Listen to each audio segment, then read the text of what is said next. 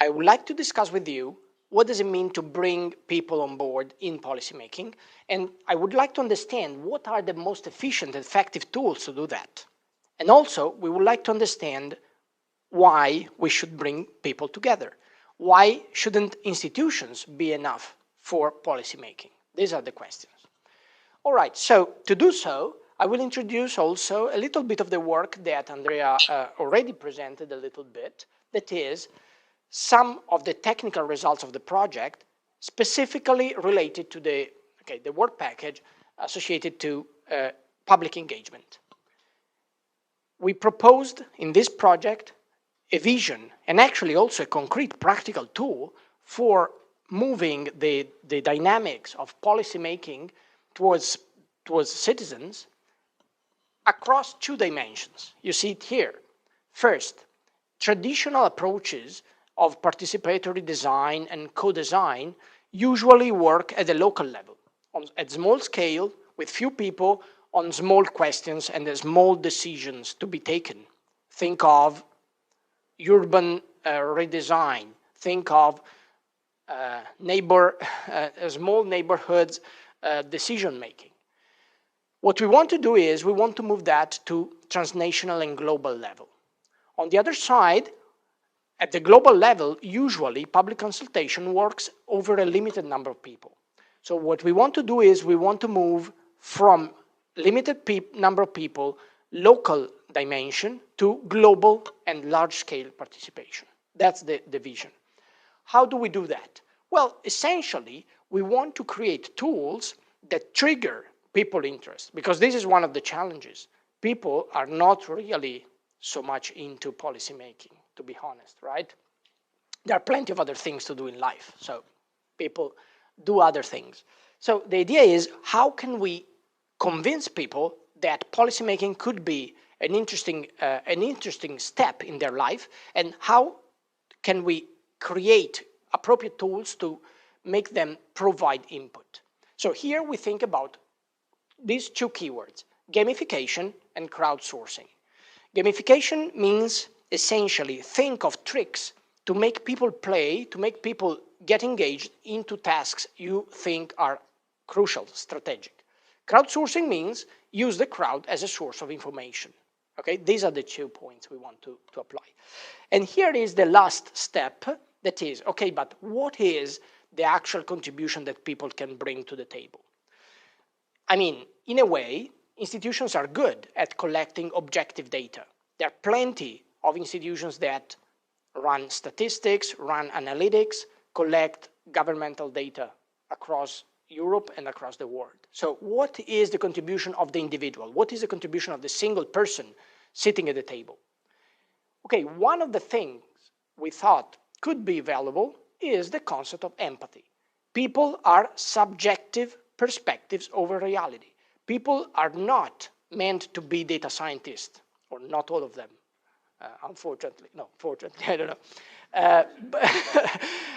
But people, for sure, bring to the table their vision of the life, of the world, of the policy we need to take. So the idea is we try to gather your own perspective on the problems, on the world, which means perspective in a subjective way, including feelings, emotions, empathy, indeed. Okay? These are the challenges we are addressing here. To do so, we built a tool that started as a paper-based game 3 years ago in Florence, and in Fiesole, actually, and ended up into a digital tool that some of you may have used already. It has been evolved once again, before actually until yesterday night, and brings in a vision that is a vision based on subjective perspective of reality. The challenge is, how do we create subjectivity? How do we trigger, indeed? How do we trigger the subjective feelings of people? The idea we thought about was to define scenarios that are close to everyday's life of people. It's really hard to engage feelings over, large-scale global challenges. It's much more direct to let's say, engage you on an everyday challenge that you face every morning, every afternoon, every evening in your life. So we create scenarios that are directly connected to your life. We let people share their visions and their perspectives, and we let them play together, trying to bring together different visions and intercept visions of others.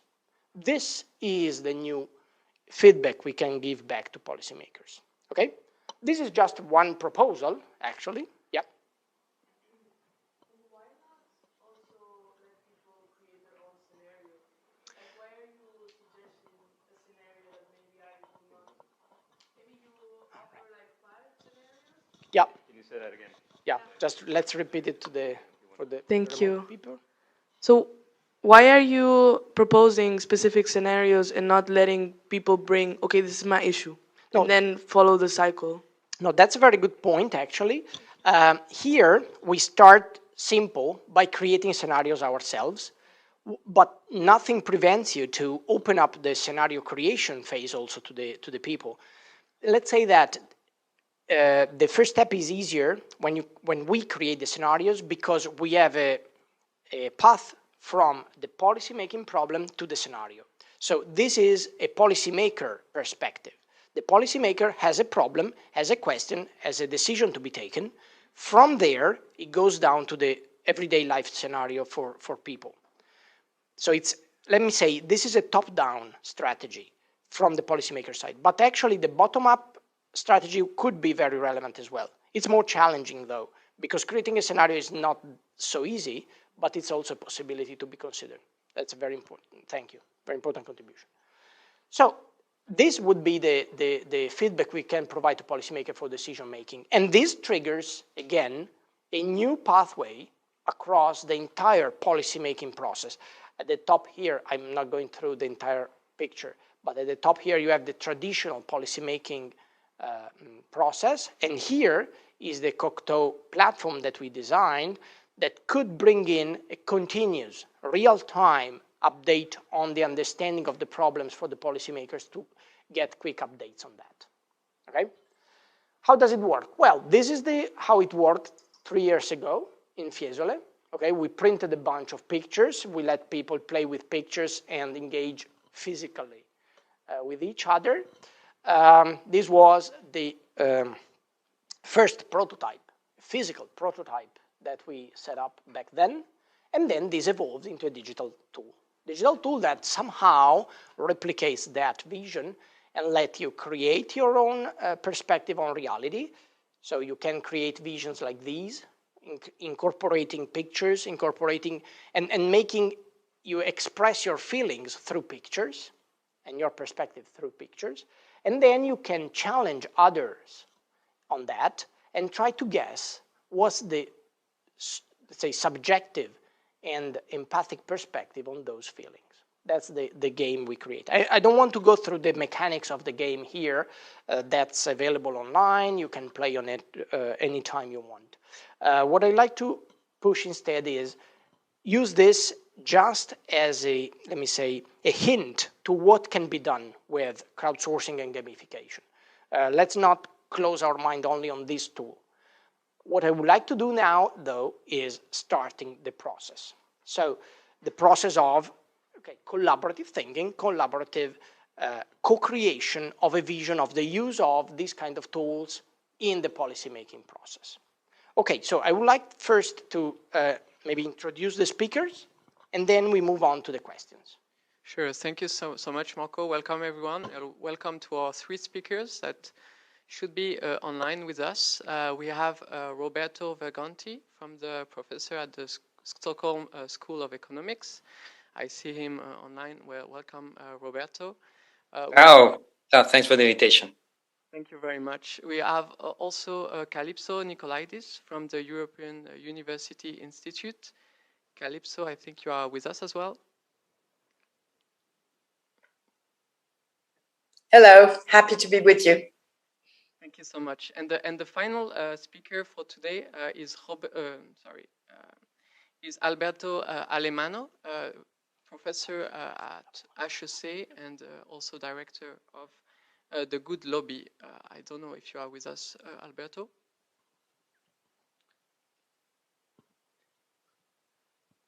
Well, it doesn't seem so. So we will start with our two speakers for today, and hopefully Alberto will join us or will be in the capacity of connecting with the room. So we'll start maybe with the first question for the two speakers for today, I think. Yeah, so, okay, we decided to go with a format that is the usual panel format. We will have 3 questions, but at the same time, we would like to engage you as citizens in the responding to these questions. Initially, we were thinking of more engaging things like rainbows, unicorns flying in the room and so on, but then we decided to go just with a questionnaire, okay? so sorry for that. So please, if you want, you can use that QR code or go to that website, sli.do, and then you will see at the top of the screen just this form. Enter the code here. You just write trigger, okay? All right. There you will see the same questions that we are posing to the panelists, but in your case you just have 3 options to choose from. So it's much limited, and that's on purpose because the rest of the ideas will come at the end during the Q&A session, okay? All right, so let's start with the first question, that is, what do you think could be the role of subjective perspectives on policymaking processes? I mean, the point is, I made a little bit the case of this contribution, but I mean, clearly it's my vision, it's our vision. There could be different perspectives. So what's this perspective from your side? The question is to the panelists, and then meanwhile, you can click and go to that website, and we will open the same question also for all the participants, okay? All right, so let's give the word to the panelists on the role of subjective perception, feelings, and empathic interaction in policymaking. I don't know who wants to start, either Calypso or Roberto. I'm happy to start. And first of all, allow me, Marco, to congratulate Andrea, you, Marco, the whole team, all the students in the room. I'm so sorry I can't be with you and see you. Very frustrating. But in any case, I have followed the Trigger project from afar, but I'm also very much looking forward to life beyond Trigger, as Andrea was saying, on the other side of the moon. I love the other side of the moon. And, I just want to say 2 things in response to your question, Marco. One is kind of the meta issue, because after all, Trigger is about the EU's external action. And so I think that in bringing Cocteau in this story, empathy enhancing features of Cocteau, which is a fascinating, platform to translate this whole question of the EU as a learning machine. So you give a learning machine to the learning machine.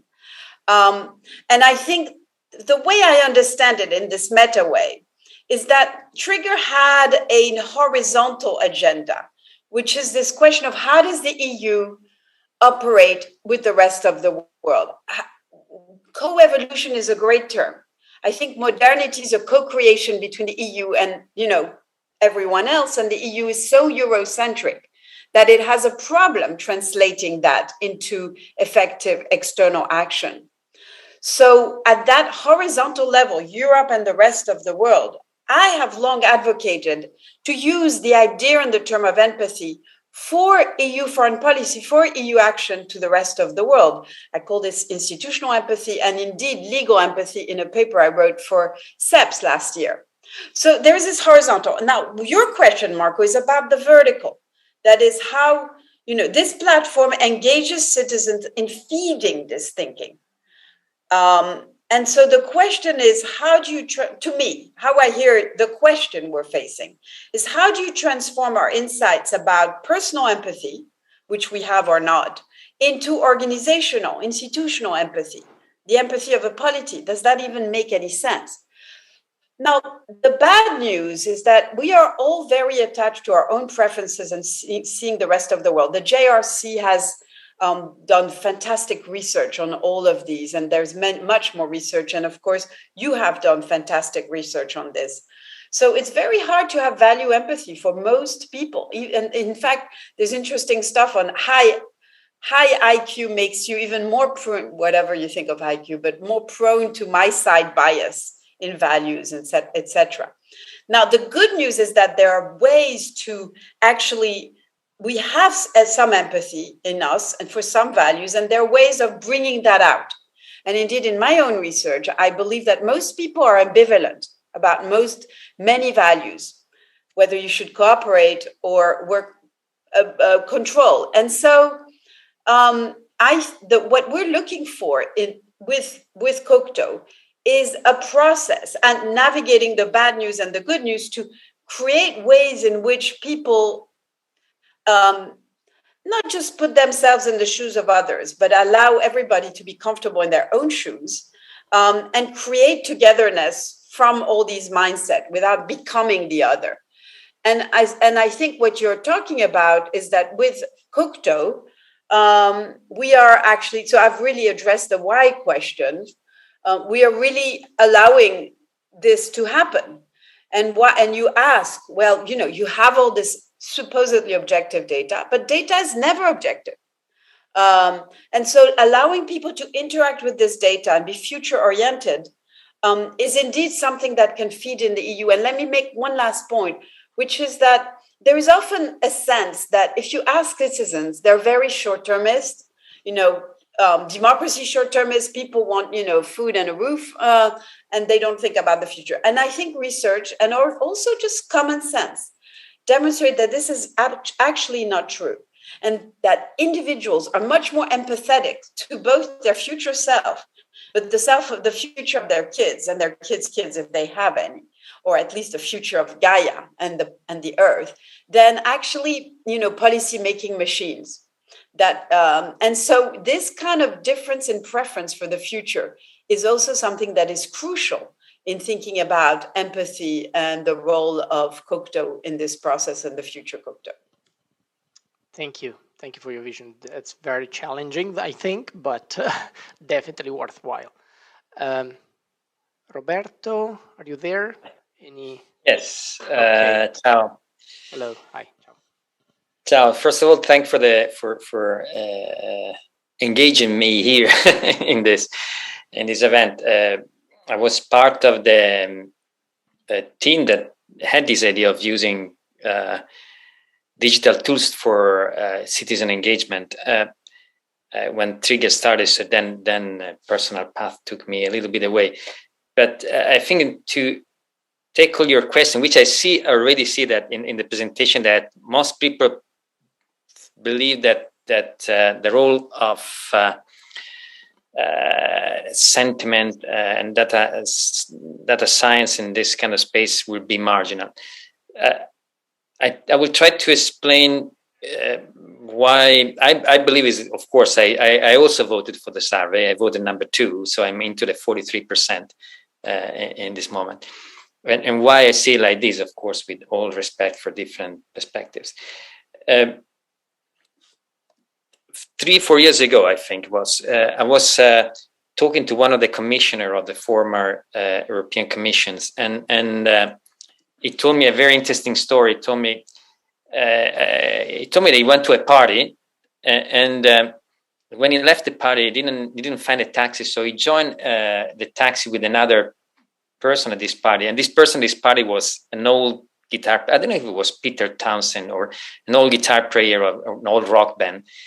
And they started to chat in the taxi, and then this commissioner realized that this guitar player had millions of followers, and he had only a few thousands. And I started to think, okay, how can I connect to people in a deeper way, in the way I create my thinking for policymaking? The real connection with people was one of the big need, and digitalization, they really been used for interaction with people, but there was an opportunity to think about how using digital tool in a deeper way, which was not the typical one that was around in policymaking. So in that moment, we were approached by Andrea with this idea of what can we do to improve the process of policymaking. So we said, let's try some new approach to digital engagement. And why I started from this story, why I believe digital engagement through sentiment can be very interesting. Of course, with all the limitation, what you collect through digital tools is not the real sentiment, it's the data about sentiments, which are two different things. We also know that, of course, the sample is extremely biased. Not everyone is it's digitally active. In this case, we are not only talking about people who is digitally active, it's also people who is digitally pioneers. I mean, using Cocteau are not normal people. They're people like to make experiment, even if it's playful. So, okay, there is a bias in the sample, the data are not the same, but why it's an interesting avenue to continue? Not only to capture the sentiment of people, which is, of course, that's the most obvious understanding. Okay, through this tool, we can do better policy making because we understand better what people feel, and feelings are extremely relevant in policy making. Not only to capture and understand, but also to engage people in action. And what I mean is that the kind of changes that we have in front of us, most of the time there are systemic changes. Most of the SDG objectives require action they cannot be solved with regulation, cannot be solved by single players. They are really systemic, which means they implies the action of many different players, not only policymakers. So citizens are not only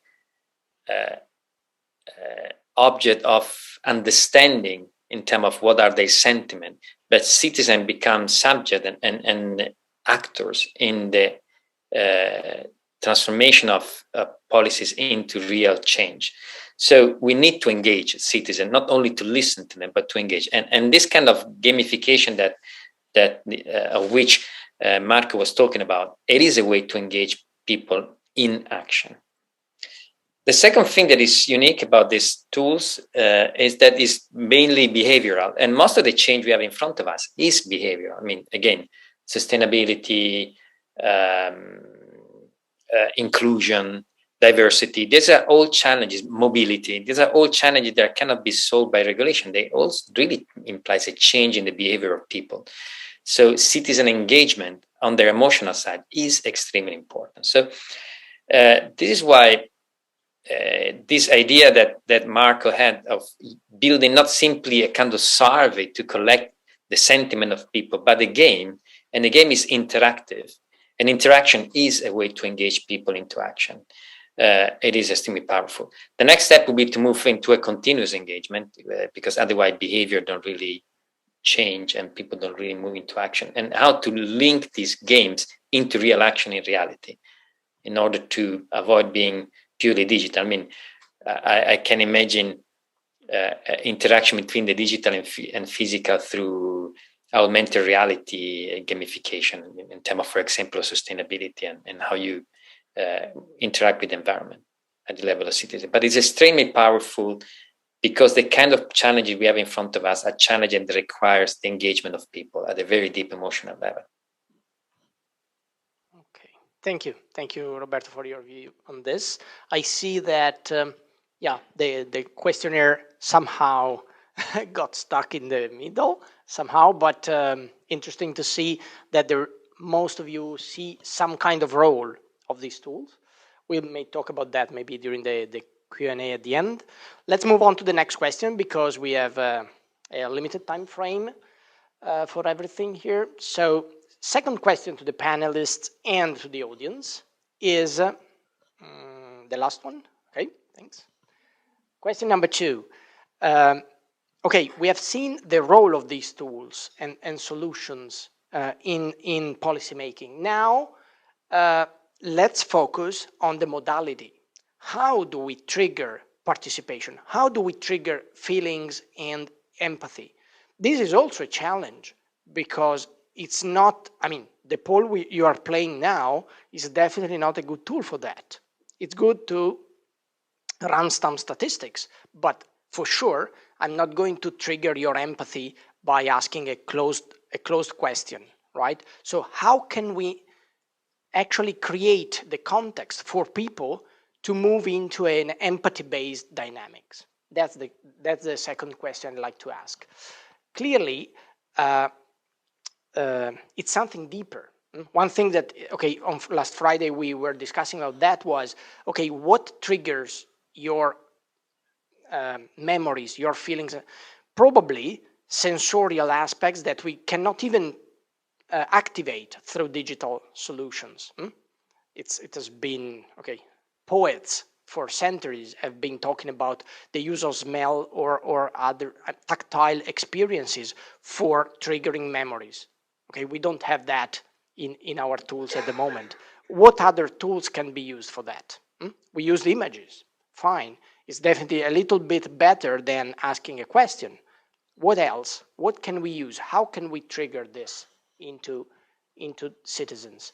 How can we move their answers from the answer coming from the brain to the answer coming from, well, earth and the guts, in a way?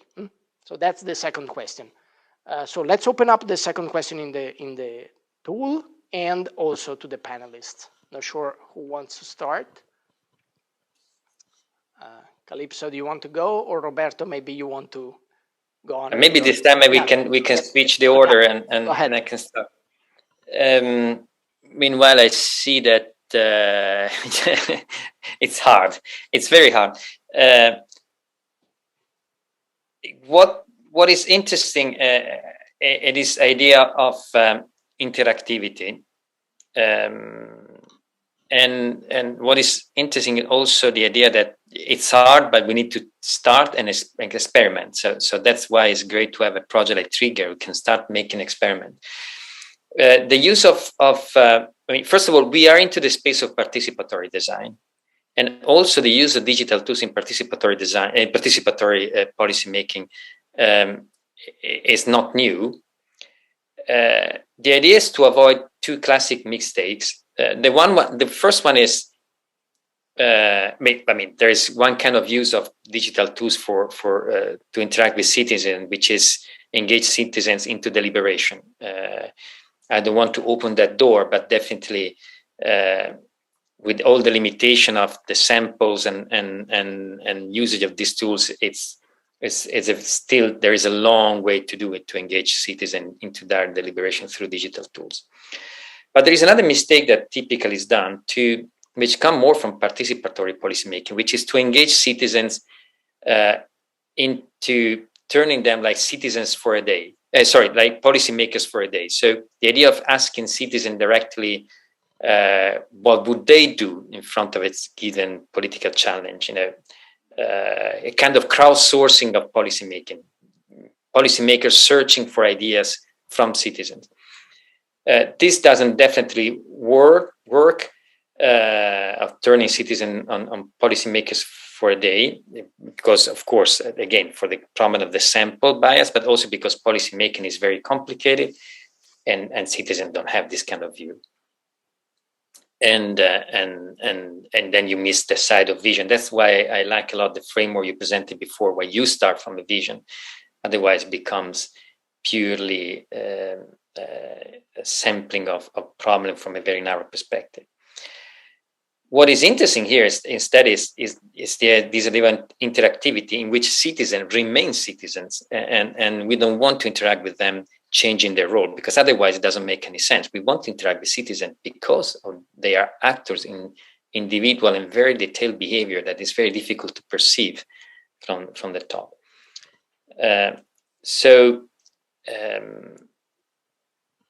The important thing is to avoid this other two direction, to use this for source of ideas or problems, or for a source of decision. These tools are sources of dialogues and conversation. So there is a very interesting question, which is the second one there. Very hard to interpret. Policymakers won't know what to do with this data. I think that the most important side is not only which tools we use to interact, which gamification is very interesting, but how do we use this data, and how do we engage into a real dialogue? So if the idea of using this data is to write a nice report and send it to policymakers and then can read this, I think that we missed the point.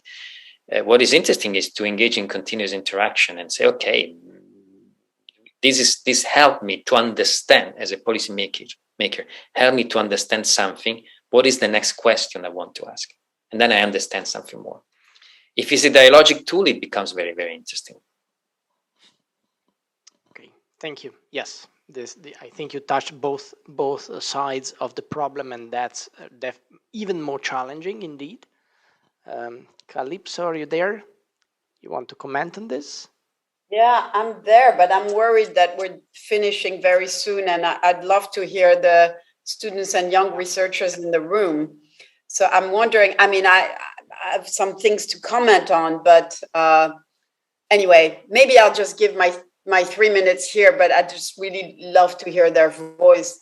And indeed, I'm not going to pontificate about this challenge because I have impressions from the gaming I have done, but I think a lot of the questions you ask, Marco, are indeed, Andrea's, life next for Trigger, if I understand it correctly. So, for instance, on senses, there's a lot of neuroscience on pleasure, individual, collective, what creates them. But we need to know much more on how, what online versus offline empathy. And I mean, what are the pros and cons? Roberto started us with his guitar story. There is no question, at least for me, that music, listening to music together, being in a music festival, is hugely empathy triggering, which is why I have, always thought we should have a Woodstock of European politics that's both online and offline. Which is why, if people who do diplomacy and who do the big macro thing in the world listen to music together before they negotiate, and can do it in a kind of mindful way, or get into immersiveness, immersive in the ocean with music and vision, this will make a difference. So, your question on senses is super important. And I think we're just at the beginning of research there. Because you ask what the biggest risk is, is that what you're doing, what we want to do is to be dismissed as a gimmick.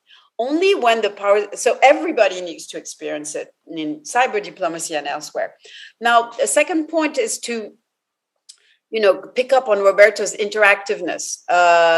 Again, this is all about how you engage. How do you do participatory democracy? We know that these processes, the very process of citizens discussing together, forget the experts, it triggers empathy because they spend time, but they do need a frame where they can see each other's vision. And again, the question of virtual versus offline is very important. Third point, I come back to what Roberto was saying in response to the first question, but I think it's very relevant here. The connection with us as micro individuals and macro is daunting, especially daunting to the new generation, which takes the macro challenge, I think, much more seriously than our generation. And so there are several ways in which we can kind of act on this dauntingness and try to bring these challenges to our scale. One is how do you use AI and these technologies in our conversations to demonstrate feedback loop? So you have a carbon budget, you do X, Y, and Z. If X numbers of people percentage do the same, and you push buttons and you have all these kind of scenarios, but in real time, how does the feedback work? I used to work on an app that was trying to do this, but it was too complicated. I very much hope the next stage of Trigger, drawing on a lot of what was already been done through Cocteau and Perseus, can do that.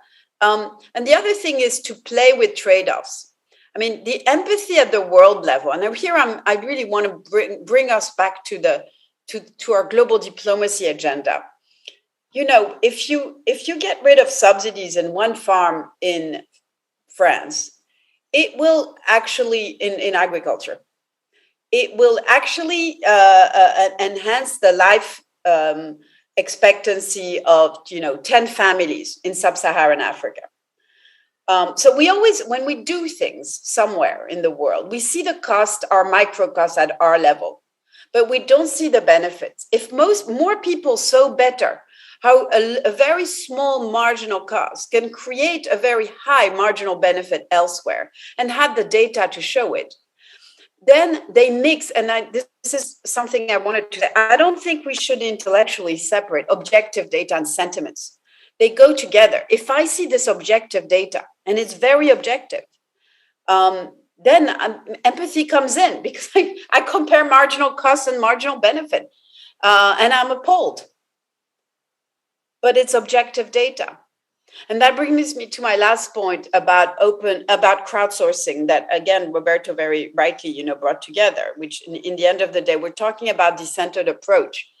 And I think we need, of course, collective intelligence is the name of the game for the 21st century. But that means that it's like open knowledge. I have to know that I know that you know that I know how we are contributing. So we need to find better mechanisms for open crowdsourcing, where I also know that what this brilliant idea you've come up with is not taken into account by the powers that be. Better when young generation becomes the powers that be. But I see an enormous amount of collective intelligence. The problem is it's diffuse and segmented. So how do we connect these buttons of collective intelligence is another challenge. All of this is not answers, I'm afraid to say, Marco, but just more questions. Good questions are the start. Thanks. And also ideas for the next project, so that's good. Okay, let's move on. I see that the answers here are quite polarized. We'll talk about that or keep that for the final feedback. Let's go to the third and last question. That is, what would be the actual value for the European Union if we set up such new frameworks? What policymaking at the European Union could bring to the table when enriched with this kind of input?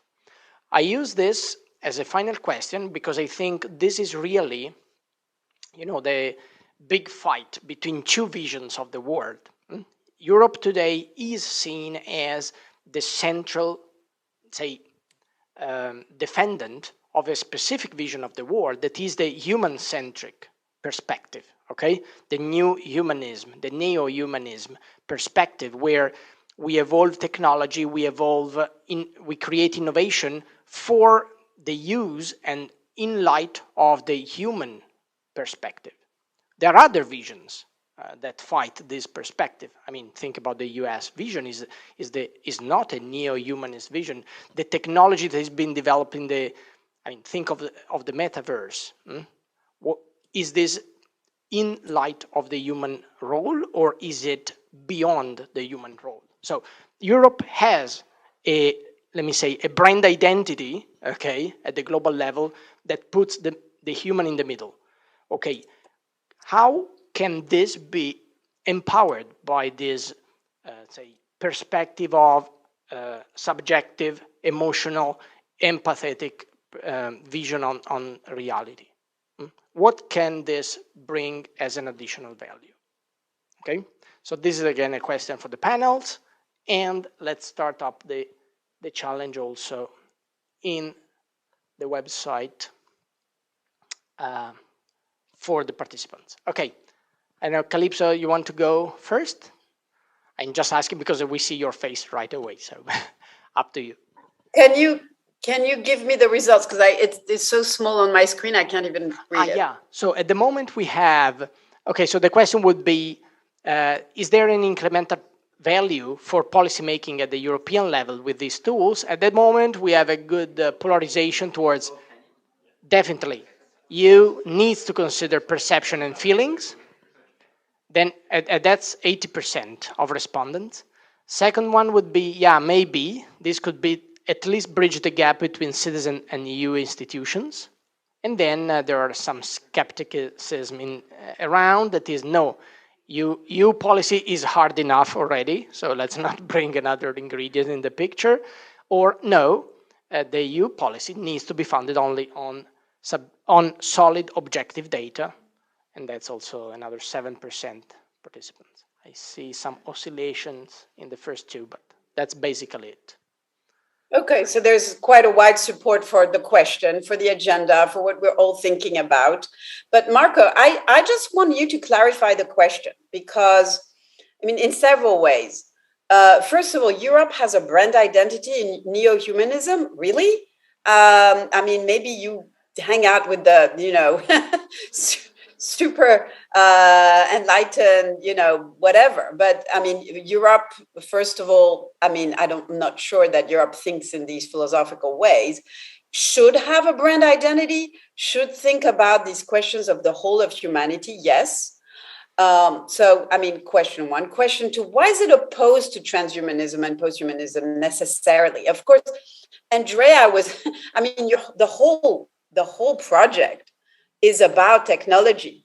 I don't see how we could even sit here and just push back against the idea that humans, whether we like it or not, will be enhanced by technology. The question is how we do it and how we control it and how we control our privacy, but also our humanity while doing it, not pushing back against, transhumanism. These are facts. I mean, we're talking about evidence-based and forecasting. I'd love to you hear both of you on this, but why are we opposing this? The question is, there are these trends in the world, and that have to do with the relationship between humans and technology, between humans and other humans, and how all humans should actually look at these things together.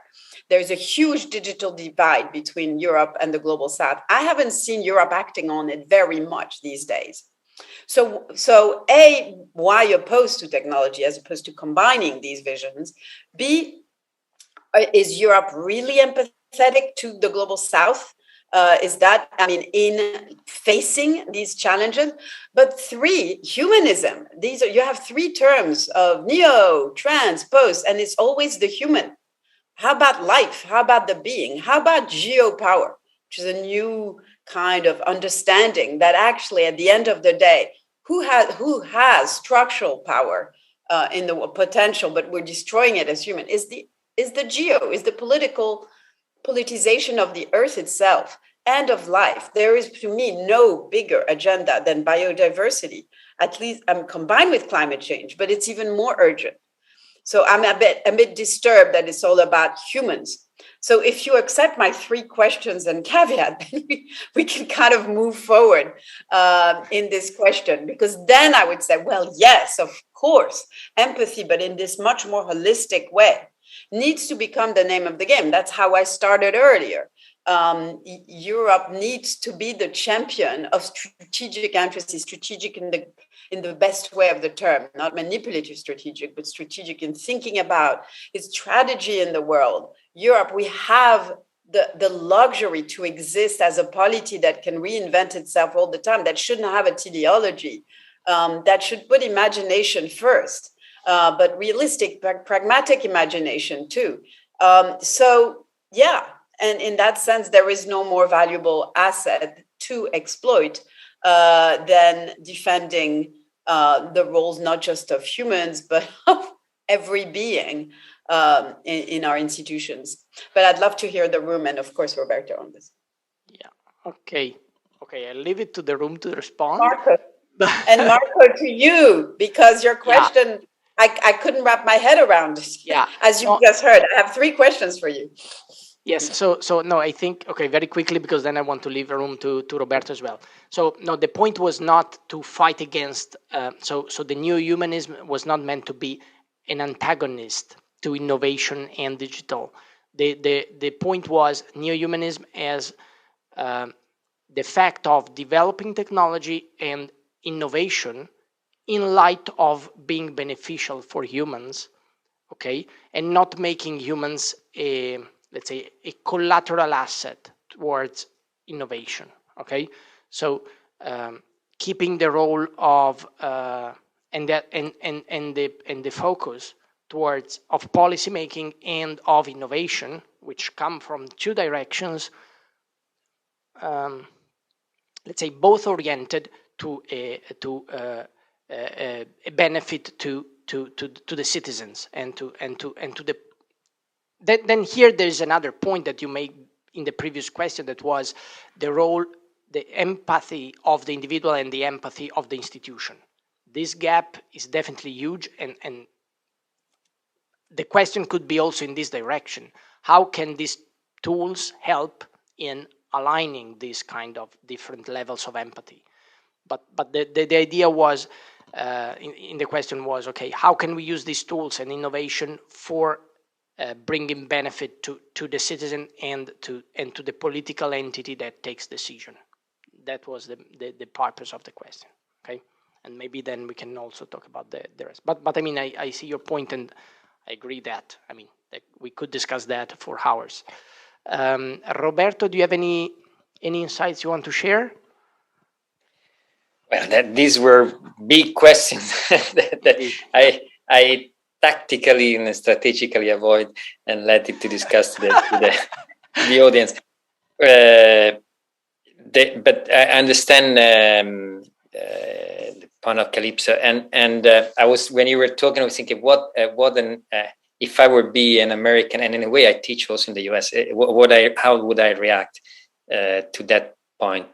Probably no American would say that the approach that they use doesn't care for the human.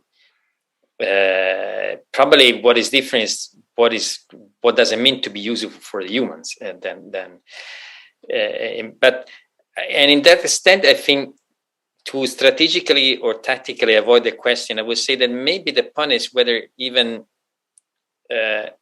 Europe has and should have a brand, because in this moment we are really into an experimental phase. We are really at the infancy of using these things, and so it's very difficult to understand where to go. That's why this project is fantastic. The point is that most likely within Europe, first of all, there are differences, much more than in other situations. So maybe what is the challenge, the question is that it's difficult to really understand what is the European way. And maybe there are different ways to do this kind of experiment. It would be interesting to connect Cocteau with different kind of engagements that experiment that are going on at different levels, different countries, different regions, and learn from them. One thing that I think is interesting here, and that I like in Cocteau, is not only the creation of a dialogue between the citizen and the policymaker, but the dialogue between among the citizens, which in Europe is probably what is missing across different countries and across different spaces. I remember that when there was the European election a few years ago, the Financial Times did an experiment. It connected people across countries and create a kind of digital coffee meeting in which people of different perspective could address in different countries key political challenges. This kind of experiment of connecting citizens in different spaces of the EU, it is extremely interesting. So until we don't make this kind of horizontal connection, it's very difficult to understand what is the European way of addressing technology. So I welcome the experiment of creating engagement among citizens, not only around scenario, but scenario that create mutual participation.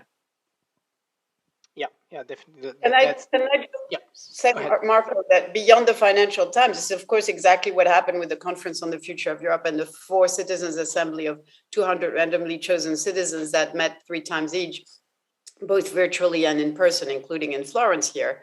And that we still have a lot of lessons to learn. And Roberto is so right that the beauty of this process, and it has all its flaws, is this horizontal connection. Then they went on to connect with politicians and all of that, but it's their conversations. And this is also what leads me to say, and we know this from Citizens Assembly that are at the local level, but these transnational Citizens Assembly bring out what I believe is so precious in citizens, which is ambivalence. I said it very quickly at the beginning, but I want to, because it's one of my hobby horses, want to really push this, because we always talk about polarization, including in Europe. But actually, most people are not in tribes. It's only when they're in their bubble, but their instinct. And once they meet each other with different opinion and have time to talk, and especially across cultures, excited by the different languages and the difference, then really tap into their own ambivalence. And to me, if we can help these horizontal process be those that allow citizens to depolarize and tap into their ambivalence, this is one of the greatest contribution we can make to the health of our political system in Europe, but also beyond. Yeah, no, thank you. No, I fully agree. And on this, I would say that there is also another point that is, on the other side, the digital platforms sometimes instead push for polarization instead of creating this kind of interaction. So these tools also have their own challenges, their own risks as well. Okay, but we are a little bit late. I would like to open the floor to the audience for questions and opinions, because we want to go straight to the citizen engagement part. So any questions from the audience? Okay, we have one. Okay, thank you. Sorry, can you take off the slide so we can see the questioners?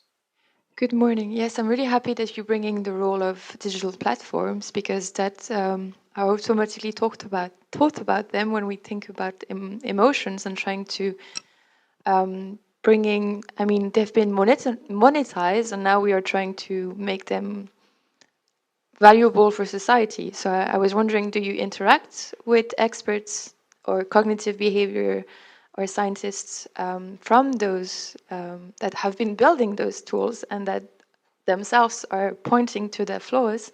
And in more general, what is the role for social science in this project and the project that are coming in the future, on the side, of course, with data science? Thank you.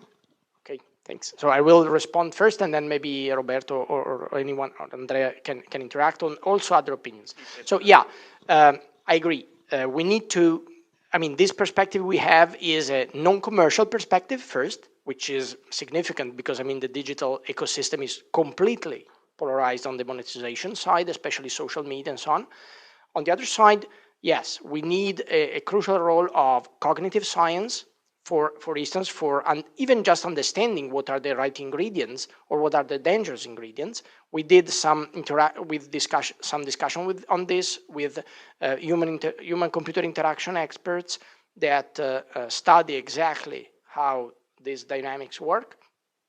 And also, okay, on the role of social science, this is the broad question. I would say that we use crowdsourcing in general beyond this tool for addressing social science challenges.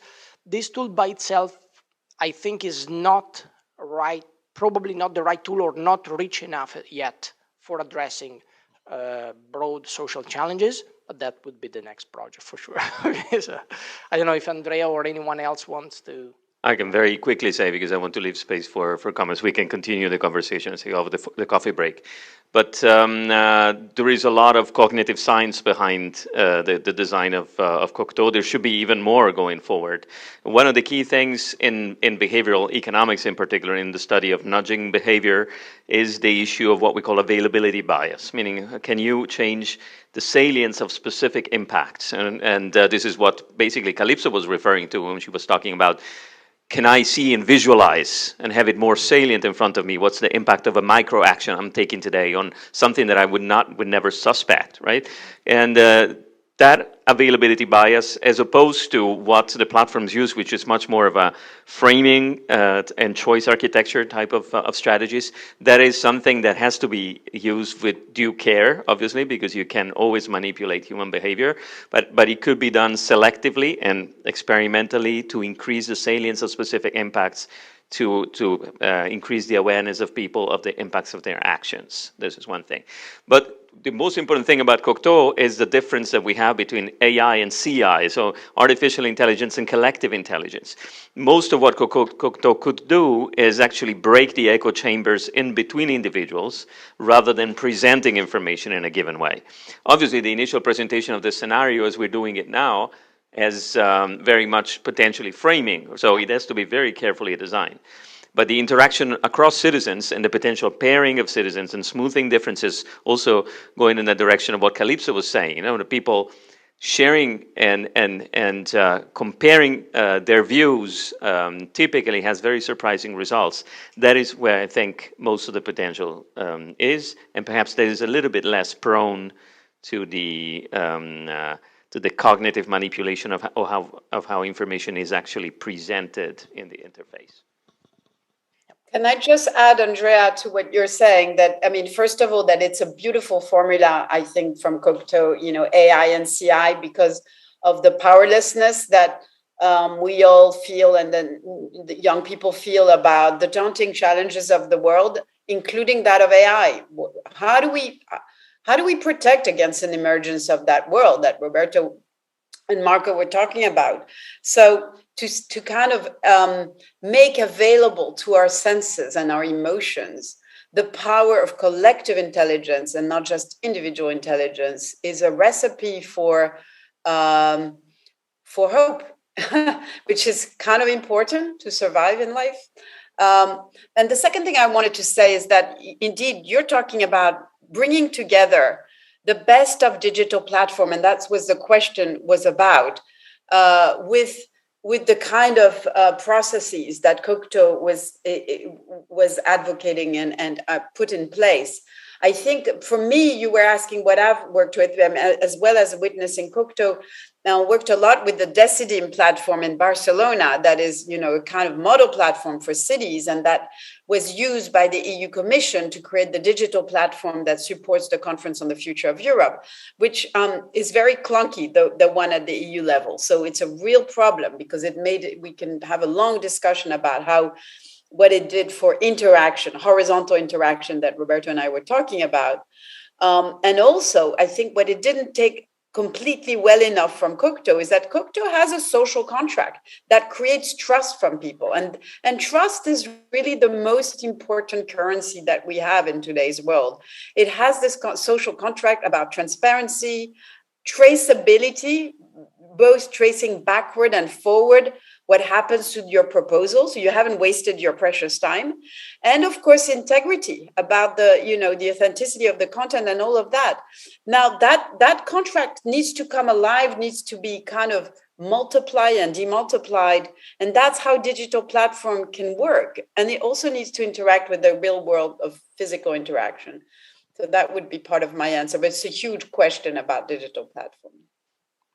Yeah, thanks. Okay, we have a question there. Yes. Yeah, let's collect a few questions maybe, and then we react all together. Let's go on.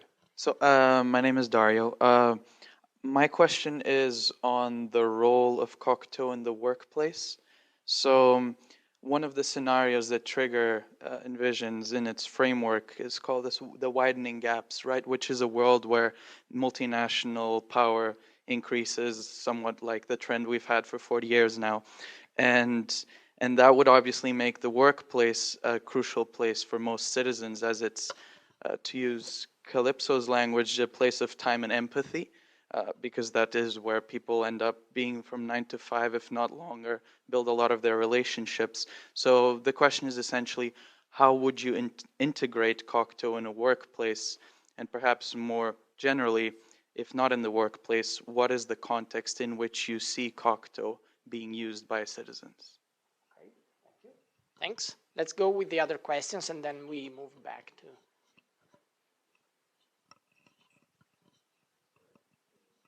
Okay, please. Sure, thanks. Thanks for really interesting sort of presentations and comments, but I do want to play a little bit devil's advocate, I suppose. If I understood correctly, actually Roberto Vigatti dismissed kind of engaging citizens as policymakers for a day, as you put it. And that seemed to me is a rather offhand dismissal of the entire research agenda, which I think has yielded rather interesting and promising results of deliberative democracy, and which Calypso sort of briefly, in fact, referred to and seemed to see very differently. And maybe the starting point here is a difference in presumptions about how much rationality we can assume from citizens. But in any case, it seemed to me that warrants being taken a little bit more seriously. And maybe you can say a few words about how you see this as interacting and maybe having synergistic effects rather than a mutual dismissal. Secondly, I was not quite as strongly, I guess, as Calypso, but as also taken aback a little bit about what to do exactly about these answer options, especially that you presented to us in the questions. Several of them seem to be sort of not quite comparable. I seem to be asked to make a choice between apples and oranges, like about how to gather data rather as opposed to how to interpret data. And it seemed like this was not designed necessarily to get a very clear picture of people's opinions. And I was wondering whether this was accidental or intentional. And in the very first question that you had, the strongest option seemed to be encouraging basically manipulation through emotions. And I was wondering whether that's actually what you had in mind or whether that was just a misreading on my part. Okay, thanks. We have a question on this side. Sorry, would you mind taking off the slide so we can see better the room? And also if people could say their name when they ask a question so we know who their name. Yeah. Okay, for the room, we cannot turn the cameras, so I think you cannot see them. So no, I mean, take off the slide, Marco. There's a slide there. No? Yeah, so we can't see the room because we just see the slide. Yeah, but that's, okay. The slide. Okay, technical guys say, no, it's not possible. Oh, okay. I don't know why. All we see is Slido here. So we see a tiny Slido, we can corner switch of it off, but the problem is that there are slides. Okay. Okay, sorry. They can turn off the screen sharing. That's the thing we can do. That's what I meant, yes. Yeah. Okay, they are trying to do it from the control room. Thank you. Okay, thank you. Yeah. I'm not representative of anybody, that's why I give my name. My name is Wolfgang Pape, thank you. I have a basic problem here. The word democracy was mentioned. Deliberate democracy apparently is very close to your approach here, but I have a feeling the main problem here is representativeness. How do you choose, select the subjective opinion you get in here, and how do they represent majority, minority? We are still in this idea of what I call quantitative democracy. Yeah. We have majority decision making. That's a basic problem, let's say, of our parliamentary system as such. I feel in the long term we have to go to more qualitative democracy. That for me is bringing in civil society as such. I go as far as using the term omnilateralism in this context here, omnibus, for all and by all. But in the long term, I think we have the technology now to be able to, because in theory we can do with a click everything. We can decide on everything. But the problem even with a click is there a majority or do we have qualitative opinions that are convincing? Just to mention the European context here, in the EU Council, we have about 80% of decision made by consensus. And I think that's in the long term is the only way, particularly if you get higher in the multi-level system. If you look at the global decision making, we still have the nation as such. That's why it's still multilateral. But in the EU context, we realize we need consensus the higher you get. You have direct democracy at local level with quantitative decision making because there are only interests involved. But the higher you get, you have value systems involved. And there, I think, qualitative decision-making is more important, and we need consensus there. There's no planet B, but there's a village B you can move to. Thank you. Yeah, no, thanks, definitely. There was another question in this area? Okay, yeah, please. Hello, my name is Gresa. So my question would be mostly about the use of Cocteau, let's say, on political behavior. So let's say that instead of maybe using the foresight scenarios or instead of making the policymakers listen to some music before they sit at the negotiations table, what if we make them see or feel the realities of each other, for a minute or two, and then go to the table and reflect on what you've been feeling, or what decision would you make if you had gone through that reality for a minute or two. And this is more on the top-down side, but also on the bottom-up perspective. I heard from the professor when she said that citizens are more of a short-termists, of thinking of having a roof above their heads or about their kids. But what if this is mostly because this is the most of the power that they have, or where they have a say? So what would happen if we gave the citizens more power, or if they were more involved, let's say, from the policy design. We saw also from the graphs that most in the local level, citizens are mostly involved in the consultations phases, but honestly saying this, there's such a little change that can happen during the consultations because most of the decision has already been made. So would the behavior of citizens or the way they see things change if they were more involved from the policy design phase throughout the implementation? Thank you. Yeah, yeah. Thanks. Yeah, go ahead.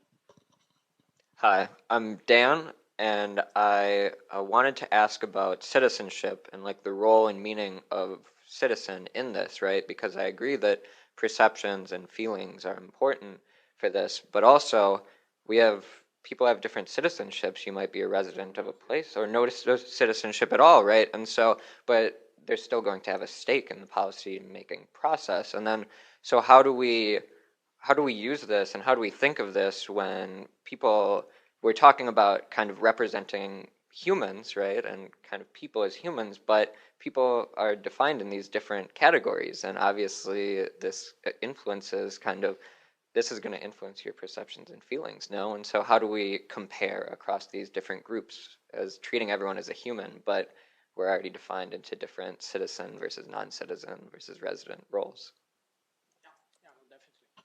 And this connects also to the use of the platforms. Hello, my name is Christine Hattin. I'm professor at University of Aix-Marseille and do research in healthcare. Of course, boosting, nudging behavioral models are very used. I see you answer partly my question.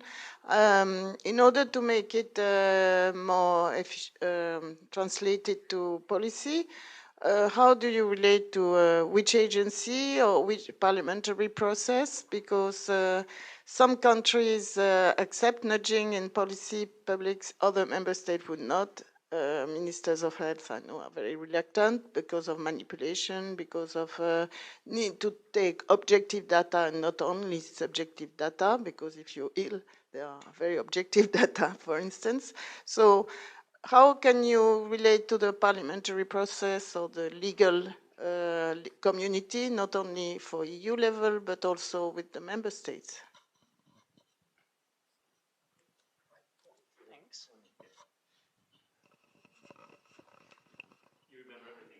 Yeah, right. Then we take the rest of the day for answering, I guess.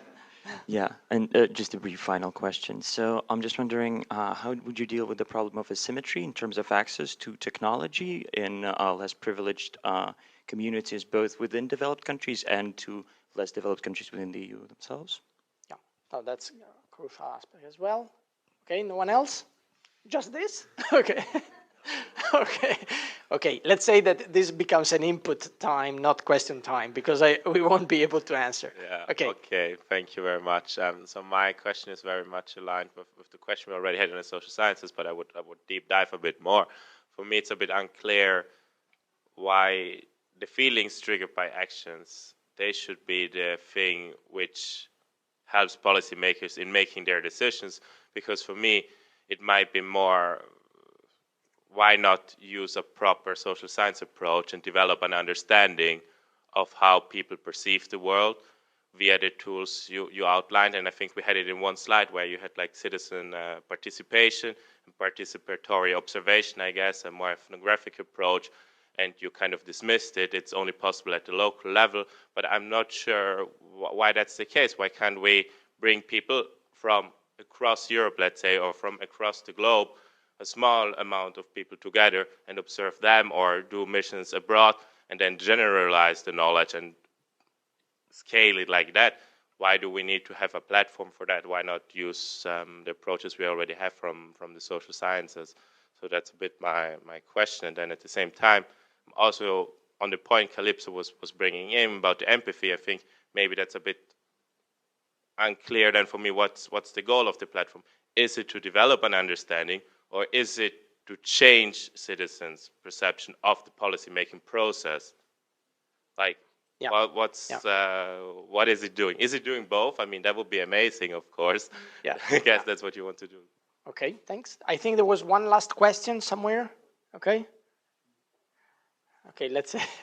Okay, you are the last after her. Okay, then, no, is there anyone else? Okay. Okay. Hi. So I'm Ines, and I wanted to ask about the debate on whether the sentiments and feelings and emotions provide an added value in policy making. For me, I would say that it depends maybe on the policy area, because probably perhaps in economic governance numbers speak for themselves. Quite, kind of. But maybe in another policy areas, they need to be, the sentiments need to be addressed. Like I was reading the Trigger research, and one of the outcomes was that in EU-Africa relations, the credibility was really low ranked. And one of the arguments, if I remember correctly, was that the feeling from the African side was that Europe was treating them like really in a paternalistic way, so they prefer to deal with China, for example. And yeah, so I will maybe ask the people that voted no, EU policy is only founded on solid objective data. How will you solve this problem when there is a clear sentiment that is stopping policy making? Like we don't have this post-Cotonou agreement yet, I think, because of this sentiment that it's that exists in Africa. So how do you solve a sentiment without addressing it and ignoring it? Yeah. Okay. Oh, that good point taken as well. Very last one. So you are called for the conclusions of the. It's not even a question because we don't have time for that. Hi, I'm Francisco. So I'm just wondering, like two sides. The first one, when it comes to building Cocteau and the whole trigger process, how were opinions taken, in the sense of, I see a lot of like echo chambers, filter bubbles, and also even within the young thinkers, I think it's a great initiative. And of course we need to have a common ground, but we're all like, master's level or like bachelor's level. And I guess the same thing happened within the Cocteau development process. So it was just, it's just a comment. We don't have time for this, but when it comes to the building Cocteau and also when it comes to implementing Cocteau, I think it's very relevant to take into account, people from like not just masters and like high level in the sense of education. So I just think it's good to reflect on this. We need participatory design in the participatory design tools, right? Clearly. Thanks. Okay. Yeah, I think we are really out of time. Actually, far beyond out of time. So I can't respond to everyone. Let me just give a general answer, and then we can talk in the coffee break that will last 7 minutes. Okay, so the tool. Yes, in other settings, like workplace or other settings, there are plenty of tools like this being used for not only decision making, but ideas sharing, idea scaling, so-called problem. So a tool like this could, I think, be beneficial for instance, for improving quality of life in the workplace, for instance. Why not? And so it's not necessarily only a policy-making tool at the political level. Regarding other questions, okay, randomly looking at the faces. Okay, what about the questions we had? Yes, they were definitely biased, and this points out the fact that digital platforms are limited, and this is one of the risks. One of the risks is that I can frame the problem in a way that you are forced to answer in a way or another, or you tend to answer in a way or another. The fact that the questions and the answers are not orthogonal was meant to cover multiple directions with the limited time we had, so that's part of the game. I also wanted to point out, though, that there is a problem there, and there might be a problem in Cocteau. We try to solve that as much as possible. But let's remember that other digital platforms do exactly the opposite. They do on purpose a design that is meant to be oriented to polarization and to bias. So any kind of bias could be introduced in these studies. There were other things. Okay, yeah. First of all, we've spoken, and there's a free neck massage available to anyone who's been watching the screen. Okay. Second, I don't want to answer the question, but many questions I think would be approached wisely if you look at the way in which we take decisions today, especially in policy making. For those of you that have studied economics, you know what cost-benefit analysis is, right? How we take decisions normally.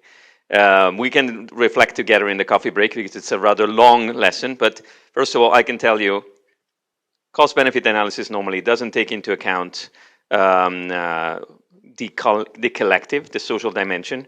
So the level of well-being or estimated well-being of a person only depends on what that person has or will have. Second, it doesn't take into account non-citizens. And third, it only takes into account the willingness to pay for future scenarios, however empirically observed or, empirically in any case observed, revealed preferences or stated preferences. This is enormously biased for a community and has no social dimension and social texturing in there. So this is the attempt that we make here to incorporate the social fabric and also going beyond citizenship and status, willingness to pay, in most cases empirically, is ability to pay. And that is one of the things that we need to do in policymaking to get away from something that has been preached for decades, which is please use cost-benefit analysis for evidence-based, rational policymaking, okay? And that is one thing. I'll just say that quickly, and perhaps we can, for those of you that are interested, we continue over coffee. Yeah. So all the discussion about the representatives of the sample, that's crucial, the purpose and the way we integrate that in the process of decision-making of the different policy-making agency is also crucial. And also, last point, very important, the problems are different. So the processes, the problems, and the audience could be different. It's really challenging to build a comprehensive thing that makes things not biased, not polarized. So definitely. Okay, Marco, if I can can I just very, very quickly, I know you're all yearning for coffee break, but there were quite a few questions. First of all, Chrissa, on time. I think I was misunderstood, Chrissa, because I mean to say exactly what you mean to say. I think citizens are actually more prone to thinking long-term, but you're right that, I mean, that there's the impression out there that no, democracy means short-term, but that's not the case. But we need to ask under what conditions. This is what you're saying. The more they see that it's consequential, the more they will think long-term. But of course, the big caveat is what we need to think about is trade-offs, fairness. How do you do fair transition, not just at the local level, but at the global level? That's how citizens want to think long-term. The second thing is that there were lots of questions around representation, Wolfgang and others. And I think that we need to come back to this whole participatory democracy story is we're doing lots of work at EUI and many other places. But let's remember that individuals are going to be intermittent participants. Yes, they're not going to be long-term policymakers. They shouldn't become, politicians. They're citizens. But if you put everybody together in a sort of democratic panopticon, as I call it, you have permanent collective intelligence with intermittent individual taking part. And that representativeness means to be present, represent. I call this democratic mindfulness. And it's not just, the point about civil society is very important. Individuals randomly chosen can be anybody. So as an assembly, they can be everybody. So that's really important. Random choice. There's a lot to say about the beauty of randomness, but there is also, somebody talked about, civil society. Yes, that's a huge agenda in Europe today. Castoriad in 68, I was still very young, but we talked about the institutionalization of civil society, the auto-institutionalized. Civil society needs to be itself and see itself as itself. Organized civil society is super important. Organized civil society does not even have a status in Europe today. And for the kind of questions we're talking about, it's super important. Finally, last point I want to make in response to the many questions were about the question of inclusion, starting with Dan on the role of citizenship. Citizenship has always been a way of drawing boundary, of including, so we can do things together and be equal, supposedly, under a polity, but also excluding. And that's what we're revisiting today. We are actually creating we are trying in our goal to try to much more inclusive ideas of citizenship. That's one of the challenge, I think, after Trigger. But yes, let's never forget the asymmetric aspect, the digital divide at the global level. And Ines was so right, and I just didn't want to abandon that question about Africa and paternalism. because it's a mindset. You know, everything we're talking about and all these beautiful technologies and all that, very good. But if you still have colonial DNA in your mind and in the way you behave as a European to the rest of the world, none of this stuff is going to lead you anywhere. So empathy starts in the empire of the mind. And that's the greatest challenge, I think, for us Europeans. Okay, thank you, Calypso. Thank you, Roberto. Thank you, everyone.